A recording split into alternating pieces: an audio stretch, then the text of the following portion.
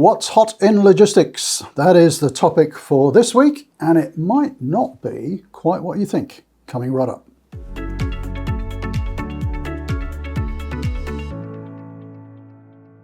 Okay, so the topic for this week is what's hot in logistics. Now, if you don't know, my day job is running a management consulting company called Logistics Bureau.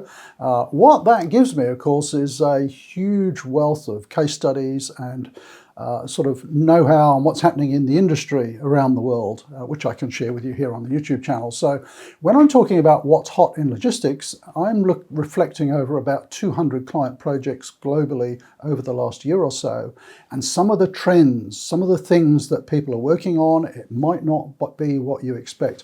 You're probably thinking technology is one of them. It's not. And I'll explain why at the end of the video. But let's start running through some of the major trends. We've had so much turmoil over the last few years. You know, we've just got through COVID and supply chains are still not that much easier to run. Why is that? If we look around at the different activities and functions within our supply chain logistics operations, we've got constraints around warehousing space in many countries in the world. Here in Australia, it's very, very difficult to find warehousing space. We have challenges trying to find freight carriers. Why is that? Well, you know, there's driver shortages in many parts of the world. It's very hard to get new trucks in some parts of the world with supply chain disruptions and so on. All of that's having an impact. What are some of the other things that's happening? Shipping, who would have imagined? You know, marine shipping costs went through the roof and now they're down through the floor. And so all of that combined with much higher customer expectations, much higher customer demand in terms of service is making supply chain harder and harder. So what are some of the things that people are working on? So let me tell you from the coalface what people are working on. First of all, inventory. Now this would be no great surprise to you. And as I run through these, I should point out, I'll give you some resource lists down below the video. In the description, under the video, some more resources you can look at. So inventory being the first one. So during the height of COVID, everybody was stockpiling, supply disruptions, all that kind of thing, and everybody was carrying way too much inventory. Well, they were carrying buffers, they needed to. Warehouse space was tight and so on. Of course, what companies are now doing is that they're trying to manage down that inventory. The double whammy, of course, is that in some parts of the world, demand is slightly down as well. And so a constant challenge trying to manage inventory. And what are people doing? You know, adopting good inventory management practices and tools. You know, there's still lots of companies out there that really aren't using adequate forecasting and demand planning tools. To the extent, I have to say, I was sitting in on one of our consultants' meetings the other day, and they were talking about a company, it's a national company, where about 20% of their customer orders go onto back order. And we were looking at a map of where all the customer deliveries were being sourced from, all the different warehouses, and it's incredible. You know, 20% of the time, the customer's getting an order not from their local warehouse, but one from another state. Why is that? Well, it's around accurate demand planning, it's around accurate inventory deployment across your network, and people are still getting that wrong. Coupled with good inventory management, of course, is sales and operations planning. Now, the big players know all about this. They've been doing it for decades, but a lot of the medium-sized organizations have yet still to embrace good sales and operations planning practices. So I'll add some resources down below to that. And people worry, I think, that it's going to take a huge investment in technology and systems to do this, that it's going to take an inordinate amount of time. It doesn't. Very basic systems can be used to do sales and operations planning properly. And if you follow me on LinkedIn, do please, if you don't, I just posted a video this week about, you know, some of the really important aspects of sales and operations planning and getting it right. So that's absolutely something to be grasping if you're not right up to speed with it. What about warehousing? We've seen a real shortage of warehousing space recently, and that continues. So we have many clients who are trying to source new warehousing, design efficient layouts for new warehousing. And it's quite a long-term process, obviously, but what do they do in the meantime if they're really getting short of warehousing space? They could outsource some of the warehouse, of course, but the smart ones are actually trying to make do with what they've got and make all of that much more efficient. And it's surprising, if you have a look at the layout of your warehouse, just by introducing different types of materials handling equipment or storage, which doesn't have to be too disruptive, we've had clients who could get 20, 30% more storage capacity into their existing warehouse. And what it can do is actually postpone the need to move to a bigger warehouse or actually just take away the whole requirement because you've got more space now. Obviously, coupled with that is really good inventory management, so you're not filling that warehouse full of obsolete stock. So warehousing, real focus there on improving layouts, automation, of course.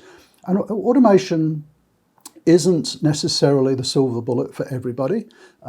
It's a trade-off between the investment in automation, obviously, and the local labour costs. You've got to really do a good business case for that. But generally, we're finding some level of automation is certainly helping to make warehousing more efficient. Obviously, the bigger players, where they've got scale and speed to market issues and so on, very heavy investment in automation and robotics and so on. But as you come down the scale, it can be a little bit harder to justify, but some levels, even simple levels of automation, can deliver huge benefits. So always consider those sorts of things. And as part of that, a lot of people are looking at their warehouse network. Have we got the right number of stock locations in our network? So just harking back to that example that I was looking at last week, not only were they deploying inventory into the wrong locations effectively to meet the demand, but they didn't really have the right number of warehouses or in the right location as well. So that's a slightly longer term fix, but it's something really well worth looking at. What about freight? The freight industry has gone through a little bit of disruption. I mean, it's down to driver shortage, it's down to very long lead times in trying to get new trucks. I've heard lead times of 2 years. We've done work recently, particularly in the mining sector, looking at getting purpose-built haul trucks and things like that, and it's a very, very long lead time. So what are people doing in that space? They're either going to market, as they frequently do, every few years to check out the rates and the service that they're getting and whether they ought to be talking to other providers of transport services. Or, and again, I would always suggest this as a first step, they're auditing their existing freight relationships and they're looking at the structures of the contracts, which may have been in place for a number of years, and how are you paying for this transport service? And I've said this so many times on this channel, it is not about the rate per se, it's not about how many dollars per tonne or how many dollars per pallet, it's the rate structure. Looking at things like weight breaks, whether you should be using full truckload, less than truckload, pallet, carton rates, all that type of thing. A really good analysis of your freight profile so that you can pick the right rate structure. And those sorts of things, good audit of your freight contract and your rate cards can deliver some significant benefits. So again, you don't need the disruption of going to market and trying to bring on board other transport carriers. Maybe you can actually improve the relationship and the performance and cost from your existing one. What else have we got? Warehouse outsourcing. So of course that's been a popular trend for decades. But again, because of the shortage of warehousing, that's getting harder to do. And also because of labour shortages and so on, third-party logistics companies, I'm finding, are being a lot more choosy about taking on new clients. And I made a video about this recently, and I think it was called something like, Are you an attractive customer? Basically what I was saying there is if you are presenting your business and your warehousing task in an overly complicated way, or if your operations are particularly complex, you may not be that attractive to a third-party logistics company. So you've got to be really careful about how you get your processes improved and the whole thing before you actually start outsourcing. I'd always say that to people. You cannot outsource a basket case because you're going to ask someone else to actually conduct that or manage that basket case for you, and they're supposed to make a profit on it. It's going to cost you more. So there's a couple of elements there. Make sure that your processes and so on are good, they're well documented, that it's easy to see how this task is going to be performed, and that you're not being overly demanding in what you expect. Again, as an example of that, it was a smaller company recently that we were assisting. They wanted to change their third-party logistics provider who was doing their warehousing. It was a real struggle. The more we understood about their business and the complexity of the business, and I hesitate to say it, the sometimes unnecessary demands that the business placed on their warehousing partner, it was almost impossible to find people who wanted to take this contract on. So I just reiterate that point again. Try to be an attractive customer for your 3PL. Don't be that awkward one that they don't really want to take on. They're pretty busy, we'd rather pass. So outsourcing can be particularly tricky at the moment. And I'm going to finish off with my old favourite, because all of those things that I've mentioned, all of those things that people are focusing on and trying to optimise and make more efficient, are underpinned by knowing your cost to serve. You will find heaps of videos on this channel about cost to serve. If you need help about cost to serve, just reach out to me. But if you don't know at a detailed level your profitability around different customer types, in terms of their location, their size, their demand patterns, if you don't know the profitability around your different product types, again, in terms of different product groups and their handling characteristics, their storage characteristics, if you don't know that stuff, you have profit leaking out of your supply chain. And I would always say to people, if you haven't analysed your profitability across your customer and product base, you need to. It's a really good start point. It's like a benchmark, and it's like putting your logistics operation under the microscope so you can see exactly where the opportunities are. And I can remember talking to a client a few weeks ago where they said, "Oh, is there really a benefit in doing this sort of study?" And I think I said to them something like, in 30 years of doing this for organisations, I've never seen it not deliver a benefit. So, let that be a very clear message to you. If you haven't gone through one of those cost to serve studies, call it profitability studies, it's a huge benefit to really give you that sort of that pathway to improvement, really detailed pathway and the milestones that you ought to be achieving. Okay, so there's some of the things that are happening in our world over the last year or so. And I mentioned technology. I'll come to the technology in a minute, but let me just finish off by saying, if you want more information on any of those topics, do use the search function, the little magnifying glass thing. Put your topic in there. We've got hundreds and hundreds of videos on this channel about all of those topics. So use that search function. Also use the playlists, because we've got playlists about all of these topics, which will help you improve your operations in all of these elements that I've been talking about. So do that. If at the end of the day you actually need some help with some of this, contact me. I'll put my contact details in the description below. But let me just finish off now with the technology question, because you probably thought, what's hot in logistics is going to be technology. Well, funnily enough, about an hour ago, I facilitated a panel discussion online about technology and supply chain.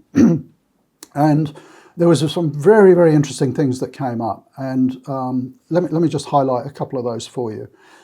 We talked a little bit about, does supply chain technology suit certain types of industries or certain types of businesses? And we came to the conclusion that we all need to embrace new technology. Our customers are more demanding, things are happening at a faster pace, our supply chains are more complex, so anything that can help us manage that supply chain better, monitor our performance better, is going to be of huge benefit. But the leaders in the adoption of new supply chain technologies, we came to the conclusion, were organisations really that had the scale and the speed to market to, I guess, justify that investment. So think of big retailers, automotive manufacturers. Those are the sorts of companies that are always leading the charge in terms of supply chain technologies. But are there industries that can really not be too concerned about it? No, not really. We all need to embrace it at a certain level. And I think that's what it's about. It's levels. So I might say to you, where do you think you sit in terms of the level of needing to adopt new technologies in your supply chain? No one's at the bottom, kind of where nothing is required. Where do you sit would be the question. The other thing is, identify the need for the technology first. I mean, I made the remark on that panel that sometimes I have a fear that technology is a hammer looking for a nail. What do I mean by that? You know, we've got this wonderful new piece of technology, customers, you know, let's try and find a solution to use it on. We've got to continually think, what is the issue that we're trying to fix? What is the problem we're trying to solve? And then what's the best technology to use that? And it could be different for many, many different organizations, of course. So are we seeing a lot of technology adoption amongst all of the businesses that we're working with? Not as much as you might suspect. It tends to be those much bigger players that have big scale. You know, they've got to get product to market quickly. The vast majority, that sort of middle ground, are being a lot more cautious about the technology that they adopt. So just a few thoughts there on technology.